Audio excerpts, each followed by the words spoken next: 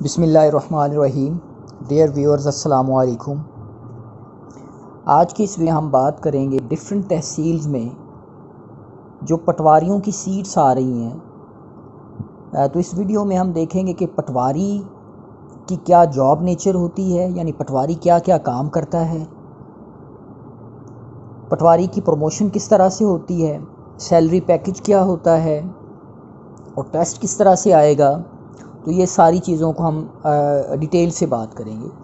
अगर आप इस वीडियो में एंड तक बने रहेंगे तो मैं ये उम्मीद करता हूँ कि पटवारी की सीट्स के लिए जो बुनियादी चीज़ें हैं, जो आपके जहन में बुनियादी सवालात हैं, उनका आपको काफ़ी हद तक पता चल जाएगा। तो आइए शुरू करते हैं।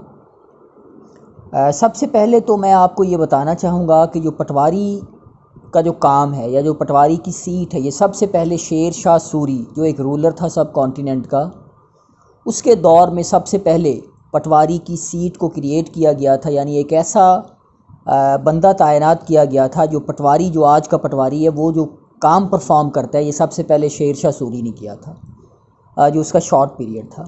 उसके बाद अकबर ने भी इस काम को जारी रखा और अकबर के बाद फिर जब यहाँ पर ब्रिटिश कॉलोनियल इरा शुरू हुआ तो उन्होंने भी पटवारी वाले सिस्टम को जारी रखा। तो पटवारी को मुख्तलिफ़ ज़ुबानों में मुख्तलिफ कहा जाता है, लेकिन जो उसका जॉब नेचर होता है वो तकरीबन एक ही होता है। पटवारी को तलटी भी कहा जाता था।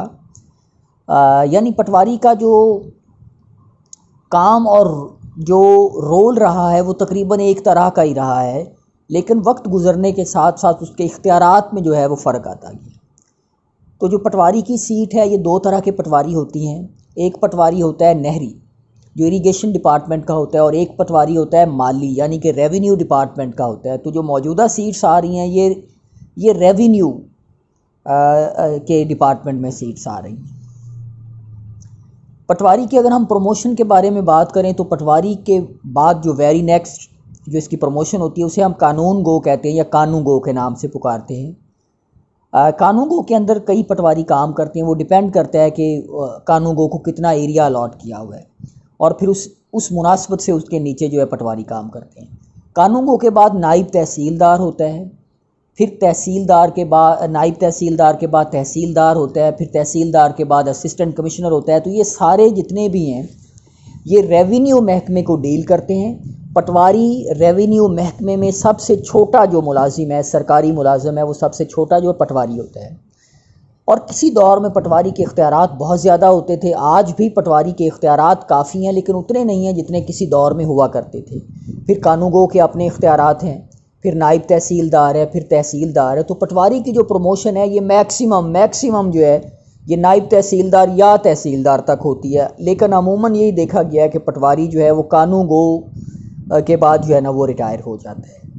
मौजूदा जो सीट्स आ रही हैं पटवारी की, पहले तो ये होता था कि पटवार कोर्स करने के बाद ये मैट्रिक के बाद पटवार कोर्स होता था और उसके बाद पटवारी को लगा दिया जाता था। लेकिन अब मौजूदा जो ये सीट्स आ रही हैं ये BS9 स्केल में आ रही हैं और जो BS9 की रेवेन्यू डिपार्टमेंट में यूजुअल अलाउंसेस के साथ सैलरी बनेगी वो इनको दी जाएगी। अब ये आपके सामने एक इश्तिहार है, ये दीपालपुर तहसील का है। और अब जो सीट्स आ रही हैं पटवारी की, ये असिस्टेंट कमिश्नर जो कि कलेक्टर होता है फर्स्ट स्केल का तहसील का, उसके अंडर ये आ रही हैं। यानी कि जो भर्ती का मजाज अथॉरिटी होगी वो असिस्टेंट कमिश्नर होगा रेलेवेंट तहसील का, और ये तहसील वाइज ही आ रही हैं। और आपने ये देखा होगा कि मुख्तलिफ़ तहसीलों के अंदर जो एड्स आ रहे हैं, जो एडवर्टीज़मेंट आ रही है पटवारी की, उसमें काफ़ी ज़्यादा सीट्स हैं। तो इससे ये लग रहा है कि जो पटवारी की इख्तियारात हैं या जो इलाका इसको पहले मिलता था वो इलाके में कमी हो जाएगी। जिस तरह के आपके सामने एक इश्तिहार है, इसमें 88 सीट्स है तहसील दीपालपुर में, जो कि पंजाब की सबसे बड़ी तहसील है। तो अब जो पटवारी है, मेरा ये ख़्याल है कि अब यूनियन काउंसिल की लेवल के ऊपर पटवारी आ जाएंगे। यानी उनका जो इलाका है, जो एरिया है, वो उनको कम कर दिया जाएगा। और आहिस्ता आहिस्ता जो गवर्नमेंट का इक़दाम है वो कंप्यूटराइजेशन की तरफ है कि जो जितना भी रिकॉर्ड है पटवार का उसको मैनुअल से कंप्यूटराइज कर दिया जाए। तो ये हुकूमत का एक आसन कदम है। तो पटवारी के लिए जो बुनियादी तालीम इस बार रखी गई है वो इंटरमीडिएट रखा गया है, यानी ICS किया हो या इंटरमीडिएट किया हो, ICOM किया हो, FA किया हो या FSC की हो। नंबर 2 के ऊपर टाइपिंग स्पीड हो उसकी। टाइपिंग स्पीड में उन्होंने कहा है कि अंग्रेज़ी टाइपिंग जो है जो वो 40 अल्फाज फ़ी मिनट होने चाहिए। उसके बाद माइक्रोसॉफ्ट का जो ऑफिस है उसका नॉलेज होना चाहिए, यानी वर्ड है, पावर पॉइंट है, एक्सेल है, इनका उनको इल्म होना। इन पेज यानी उर्दू टाइपिंग जो है वो 25 अल्फाज फ़ी मिनट होने चाहिए। अब ये जो भर्ती है ये तहसील की सतह के ऊपर होगी, यानी अगर किसी भी तहसील में इश्तिहार आता है तो वो उस तहसील का डोमिसाइल होल्डर बंदा होना चाहिए।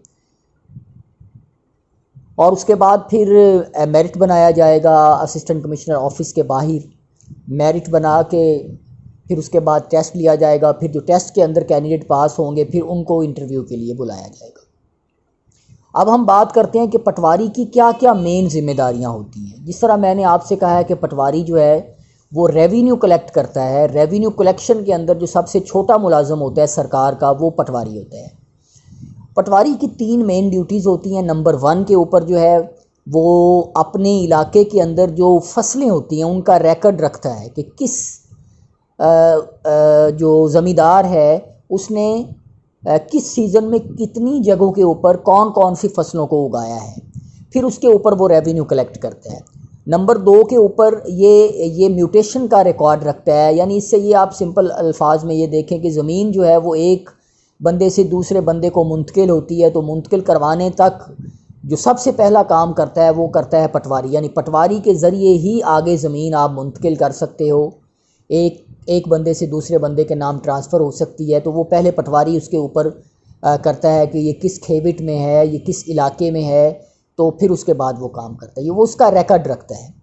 नंबर 3 के ऊपर वो ये अकाउंट प्रिपरेशन करता है कि मुख्तलिफ हार्वेस्ट के दौरान जब फसल की कटाई होती है तो कितनी कटाई हुई है, कौन सी फसल बीजी गई है, कितनी दफ़ा बीजी गई है और किस ज़मींदार ने बीजी है। तो ये सारी वो इंस्पेक्शन रखता है, रिकॉर्ड रखता है अपना म्यूटेशन के रजिस्टर के अंदर। तो आप सिंपल अल्फाज में ये कह सकते हैं कि पटवारी जो एक आदमी है उसको एक इलाका जो है वो दिया जाता है, जिस इलाके में वो ज़मींदारों को जो ज़मीन होती है वो ज़मीन के बारे में जितना रिकॉर्ड होता है वो सारा रिकॉर्ड जो है वो पटवारी के पास होता है। पटवारी ये जानता है कि कौन सा कतः ज़मीन किस बंदे का है, कौन सा कतः ज़मीन खाली पड़ा हुआ है, कौन सा कतः ज़मीन आबाद है, कौन सा कतः ज़मीन बंजर है, किस कतः ज़मीन पे कौन सी फसल उगाई जा रही है। तो वो ये सारा रिकॉर्ड जो है ये पटवारी के पास होता है। और पटवारी जो है वो रेवेन्यू कलेक्ट करता है।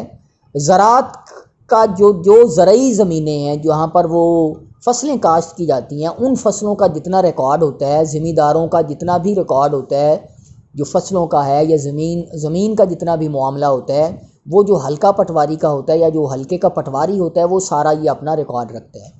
तो पटवारी जो है ये किसी दौर में बहुत ही पावरफुल एक ओहदा था, लेकिन वक्त गुज़रने के साथ साथ, डिजिटलाइजेशन होने के साथ साथ, जो कंप्यूटराइजेशन हुई है मुख्तलिफ़ चीज़ों की, उसके बावजूद भी जो ये पटवार का जो निज़ाम है इसको हुकूमत मुकम्मल तौर पर ख़त्म नहीं कर पाई है। इस हुकूमत का ये इक़दाम था कि पटवारियों को हम ख़त्म करेंगे, लेकिन ये मज़ीद जो है पटवारी भर्ती करना शुरू हो गए हैं। तो पटवारी की सीट बहुत अच्छी है, इख्तियारात के हवाले से, रेवेन्यू कलेक्शन के हवाले से। वैसे भी हमारे जो पुराने लोग हैं वो पटवारी को बहुत ज़्यादा अहमियत देते थे। मैं उम्मीद करता हूँ कि पटवारी सीट के बारे में जितनी भी जो बुनियादी चीज़ें थी वो मैंने आपके गोश गुजार कर दी हैं, लेकिन फिर भी अगर आपके जहन में कोई सवाल हो तो आप मुझसे पूछ सकते हैं। मैं कोशिश करूँगा कि आपके सवालों का जवाब दूँ। अगर आपको वीडियो पसंद आई हो, मेरा channel learning with Umar Farooq को लाइक करें, सब्सक्राइब करें और इस वीडियो को भी लाइक करें, शेयर करें। Thank you very much.